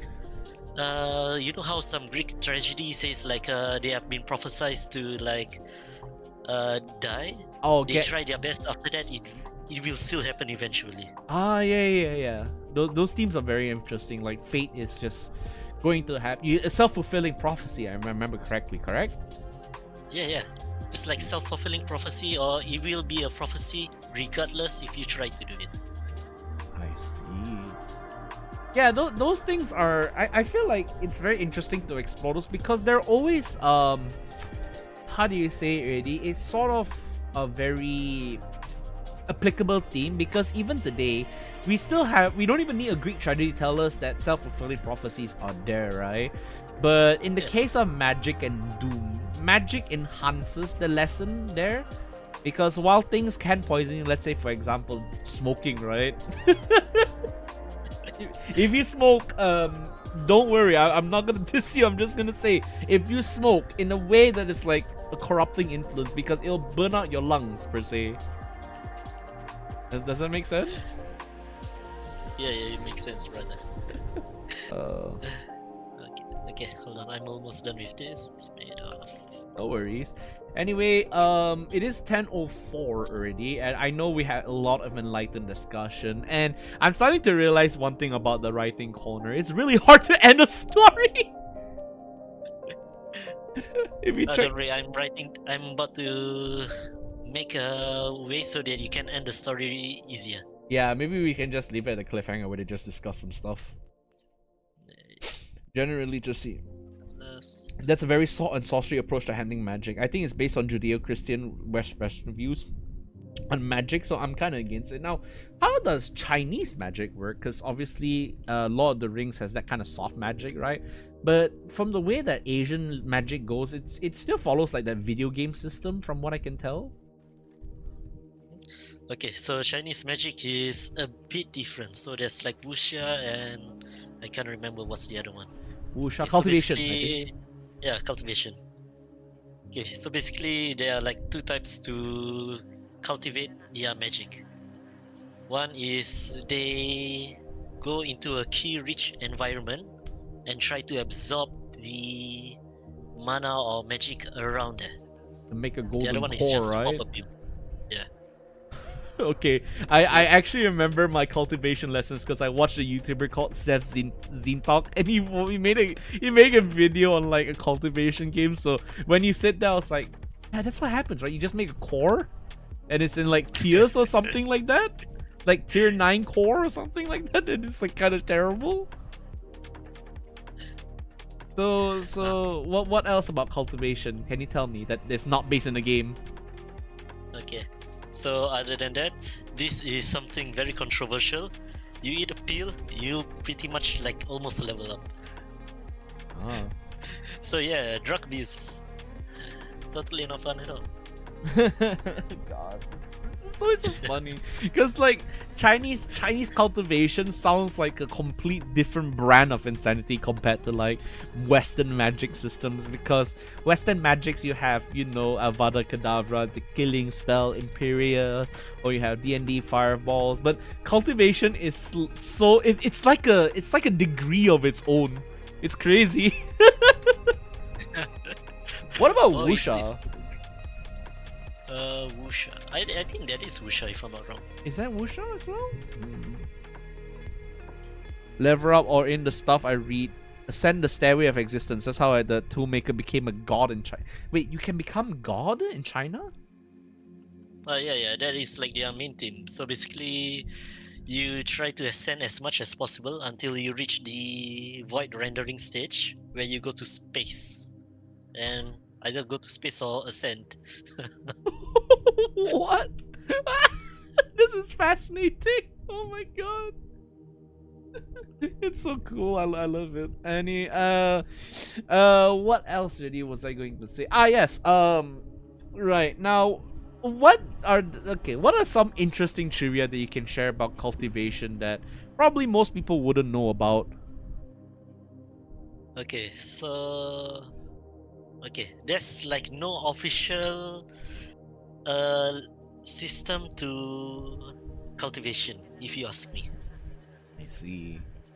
Like there's like a key gathering stage for starters, and then there's like core farming, and then there's like golden core or something. But Mhm. it's not like that for every cultivation novel. It's slightly different for some and others. Oh, like how different? Like, give me one way that it's different. Give us one way that's different. Okay, so basically there are some which is after you gather your which is foundation establishment stage, which is gathering your key and magic or whatever. The next stage is should be forming your core, but there are some which is skipping that stage, or it goes in a totally different direction where it enhances your body and stuff like that. Oh, yeah. I've heard about it. Right, you can reshape your body parts, correct? Yeah, you can reshape your body parts Oh, to become more tougher and something like that. oh my god, superhuman magic, bro. Yeah, it is so fascinating just hearing this because I've like watched the video about it, but understanding it truly gives me like headache because how on earth do you do this? Why is there so many conditions to this? And how come as a Chinese Malaysian, how do I not know all this? Wait, how can you not know of all of this? Okay, to be fair, I've never heard of cultivation until I watched that Sev video at all. I've never learned how that works. I only am used to like Western ways and Final Fantasy casting spells like Faraga and whatnot. That's my way of knowing magic. I didn't know cultivation was like a thing. Oh my god. Oh my god. Cultivation called why we kill gods in JRPGs. Yeah, that is true. That's why there's a lot of godlike figures, because extremely skilled or powerful entity in a specific field. Oh, yep, that makes sense. Okay, I think I'm done. uh, We can. I think Yeah, you know how to end this thing. yeah, I know how to end this thing. All right, I guess we're doing arms dealership. Uh-huh. All right, has been how anyone can live in a decides to ascend to divinity for shit and giggles. Yeah, that's pretty much true. Landsman took the device and studied it carefully. Oh, that's one thing that's a bit different for Chinese lobs is that their protagonist is a bit more ruthless. Ah, ruthless. Yeah, I've heard stories like the Chinese protagonists. They can be quite nasty as people. Yeah, like what he steals from you, it's not okay, but you steal from others, it's okay. Like, okay then. I see. Portable bulletproof barrier and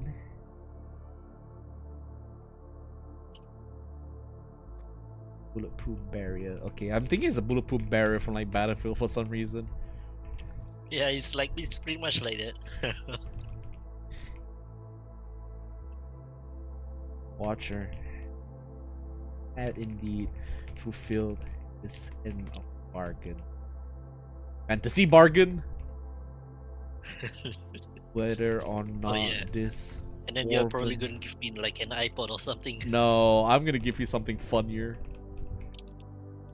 Dwarven, so I couldn't spell Dwarven! And Forge Meta was something his company, his, what's it called? Arms Associates would replicate? This could replicate consistently was a matter to be settled by the likes suit. All he needed to do was to test it out. Sorry. I'm just gonna Hell cause yeah. more ruckus, so if you don't mind. The tavern erupted in panic as soon as 2 3 loud bangs sounded. that's definitely an American style. Yeah, it's so funny just thinking about it. A pocket thunder. What is it called? Those thunder was sign of great danger. Wait, what? What? Okay, something weird about the formatting is there. Okay, there you go. Thunder was sign of great danger, and thus landsman had directly made himself purveyor of great danger.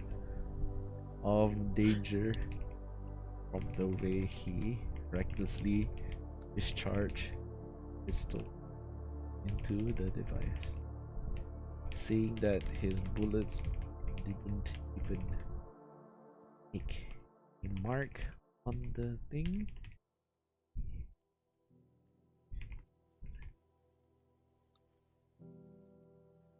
I'll be damned.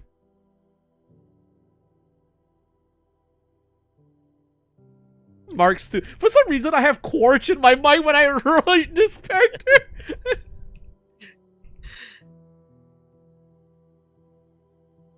Funnel. Shit. This will be. This is a hell. Thanks for that, Paladin. Now, my turn. Well, let's see what are you gonna pass it. From behind his back. Okay. Now, what do I want to give you that would be funny? From behind his back, Landsman produce a massive arm-sized device that seemed rather featureless compared to it's so funny compared to tables dwarven barrier. It was not until he started explaining the thing that the paladin looked very interested. I'm gonna be tiny now. I'm gonna milk her.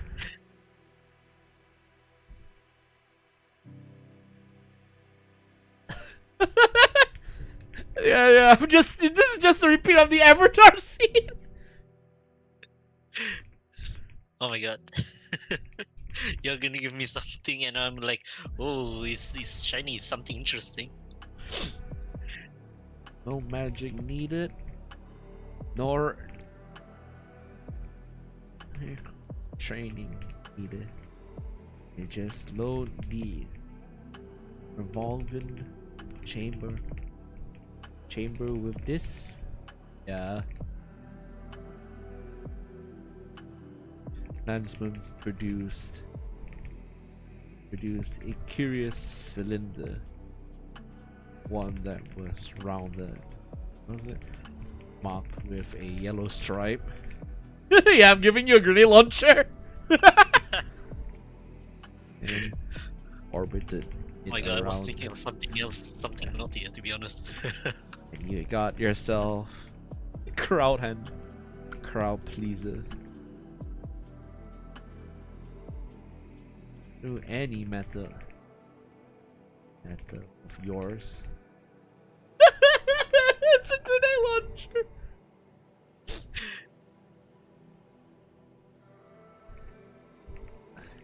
I only, fortunately, could only get ya couple of.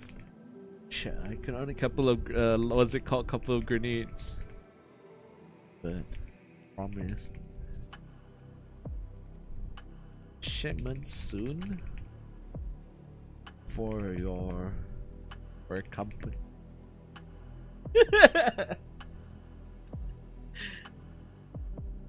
I did get you.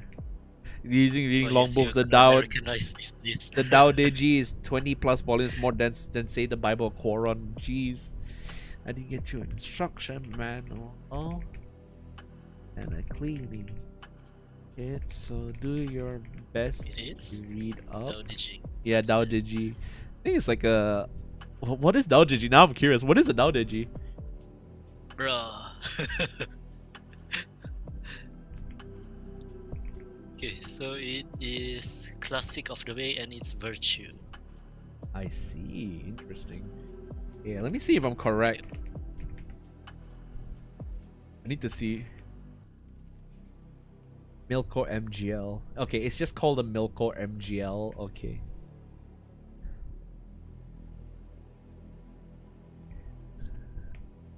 L.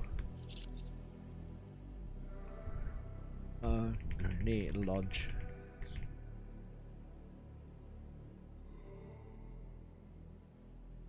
They lead through any troublesome monsters.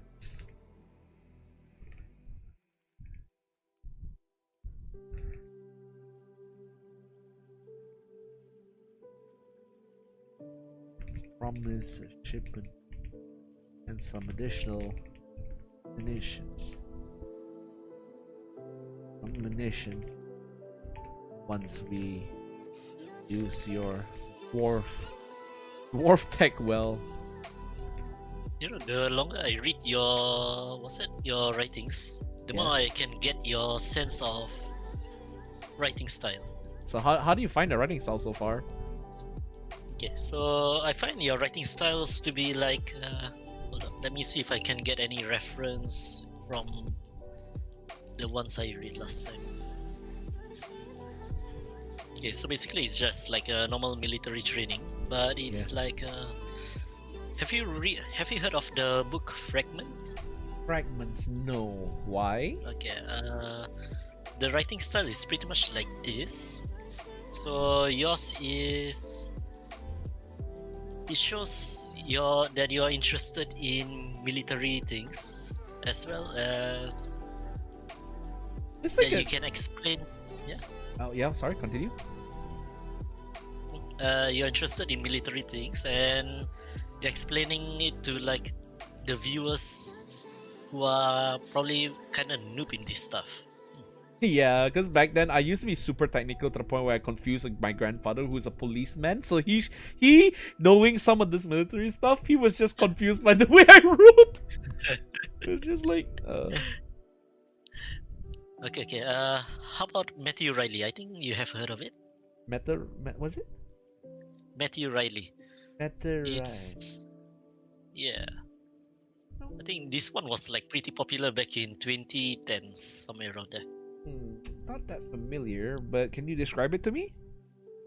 Okay, so Matthew Riley, he used to write a story where it's like another version of Indiana Jones. Oh.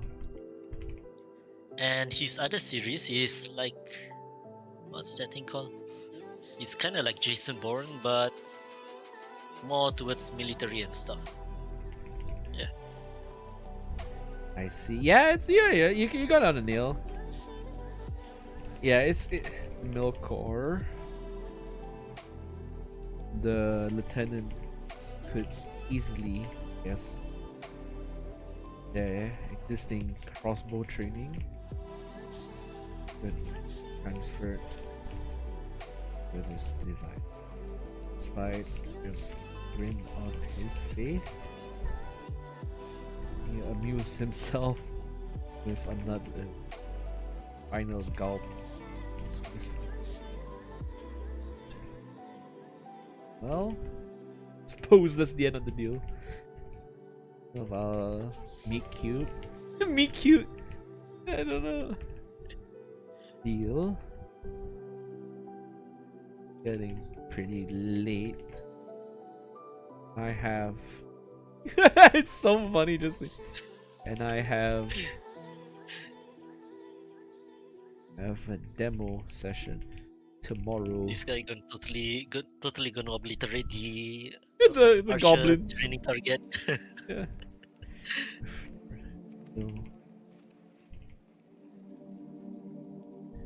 I'm sure the bosses would love much less my men. I like how we're supposed to do like DMs talking about our adventures, but we just turn into an arms deal because it's funny.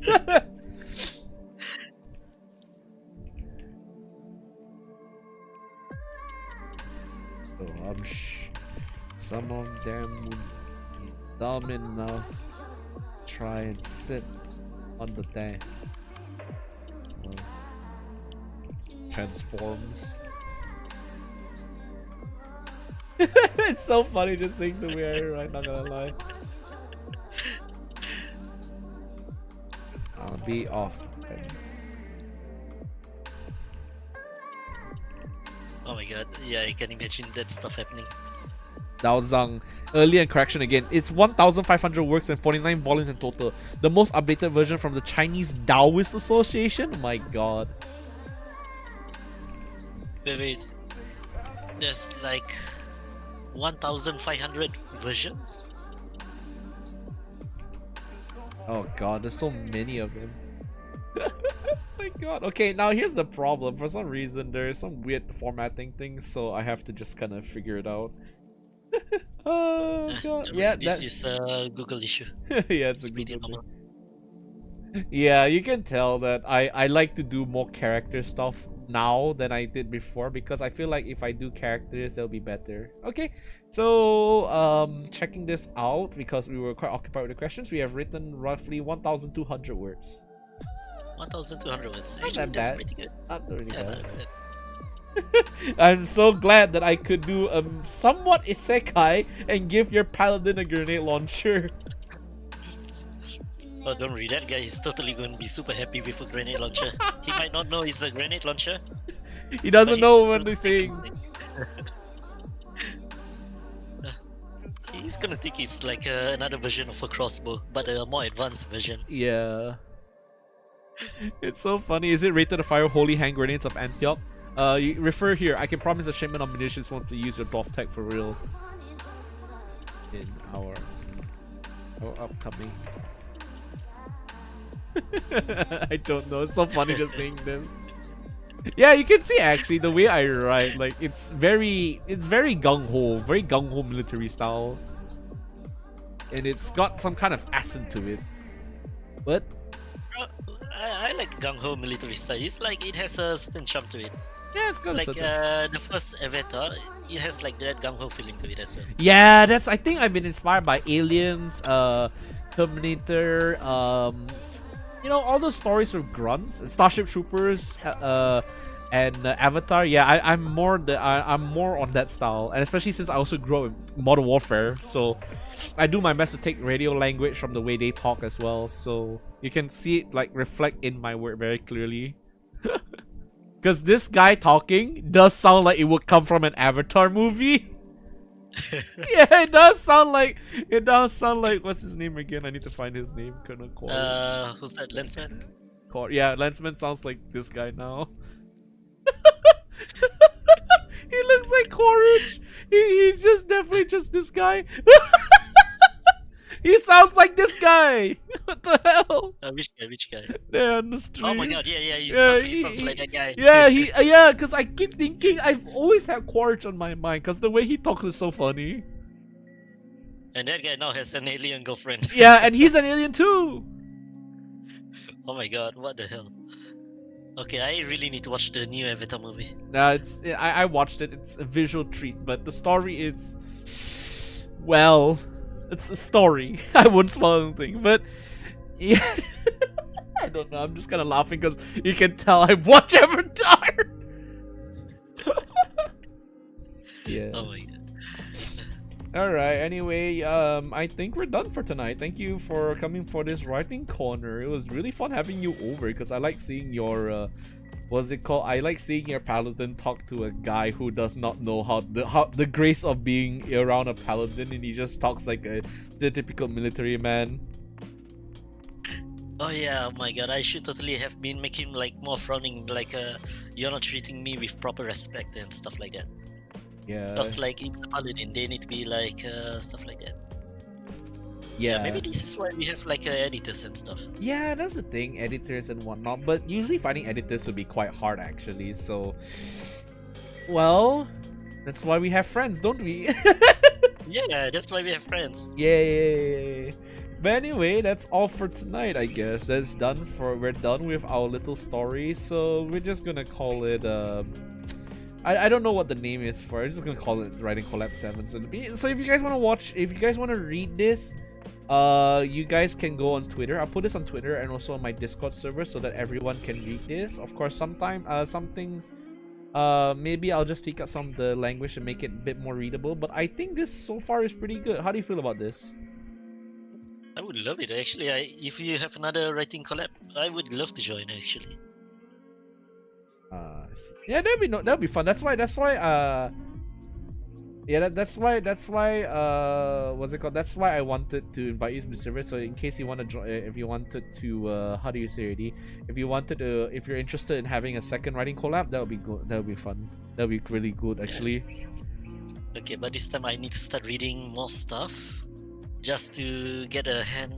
Just need to update my writing style because right now it feels like pretty trash, to be honest. It's okay. Well, I would like to say this: writing is a process. You don't have to. Some days you do terrible, some days you do good, and overall, as long as you feel satisfied with the end product and it does match the vision that you want, you can just send it out on the wall and then get your feedback and then work on it so that it what's it called? It becomes much better in the future. Yeah. Yeah. I mean, yesterday before we started, yesterday I tried to make a story just to see if my writing style is actually trash or not, and I can say it's kind of trashy. It's okay. For me, I'm not of the opinion like everyone. I mean, I teach kids, right, and they write, and I think that writing Yeah. can be improved in so many different ways. But I've applied that. I've applied that understanding. It's like everyone has a different way of writing, so perhaps it would be best that you just brush up on it. Yeah, just you keep working on it, and then you only can get better. All right. So with that, that concludes tonight's writing corner. So Fo, are you having anything on for the rest of the week, or are you going dark to celebrate Christmas? Well, I'm going to celebrate Christmas even though it's not my day, just to recover my eye. Actually, right now I have an eye infection, so I just need to like lessen my screen time usage. Ah, yeah. Okay. Actually, I had something going on, but then because of my eye infection, it totally reduced my plan. Not reduced, sorry, ruined my plans. See, this is what I mean. My English is broken. It's okay. It's fine. It's alright. Like I said, having rough English, it's okay. At least you get to, what's it called already? Just practice it. And kids themselves also don't have the best English, but I always tell them, just read more, practice more. Don't feel discouraged because not everyone is perfect the first try. You know, I feel like correct. writing an essay is always gonna be the hardest part of it. All Yeah, right. you know what? I should start writing just for fun, not just for like for serious. That's all. Yeah, no issues. If you want to read any more of our server stories, you can check out the Lore, where we do have people sharing their works, and I also do have Peninsula Records if you want to keep track of my own writing works. So you can visit those sections and you can just see how it's going on. Yeah. All right, sure. All right. I don't see the lorry, to be honest. Is it not artist section? It should be there. It should be down there, like one of the sections. Let me see if I can. Yeah, this should be. It's not private. There we go. I see it. It's there. Yeah. It's under just below FOB. Yep, we have a lot of writing there, so you can check it out, read through any of our works, and if you want to share your writing, you also can go. Yeah. All right. All right. Thanks. Okay. All right. So that's done everywhere. That's done, everyone. Thank you for coming to. Our stream. It's very good that we actually had you over. Oh, and Yeah. yeah. Thank you for a good time. So with Yeah, that, I'm glad for being in this session, and thanks for everyone for joining Eiten's stream. yes, yeah, it's really fun actually having the discussion because I see you guys getting really invested in discussing all these different thoughts. So it's good. That's what I want out of these writing streams. I want to foster that sense of, writing is cool. It's not something that we can. That's not something that we should sleep on. It's something that we should celebrate, especially when everyone's all focused about images and whatnot. All right. So with that, everybody, thank you for coming to the stream, and as always, glory be a day. And if you're interested, in more other stuff, I'll be doing another Battlefield stream on Friday. Right. With that, thank you everybody. Have a good day and Merry Christmas because I will be streaming on Christmas. Right. With that, thank you All right. everyone. Bye Merry Christmas to bye. everyone. Come full. Take Let's say bye bye. care. Bye Bye. bye. Bye everyone. Bye bye. Merry Bye. Christmas, everyone. Merry Quack Christmas quack. everyone.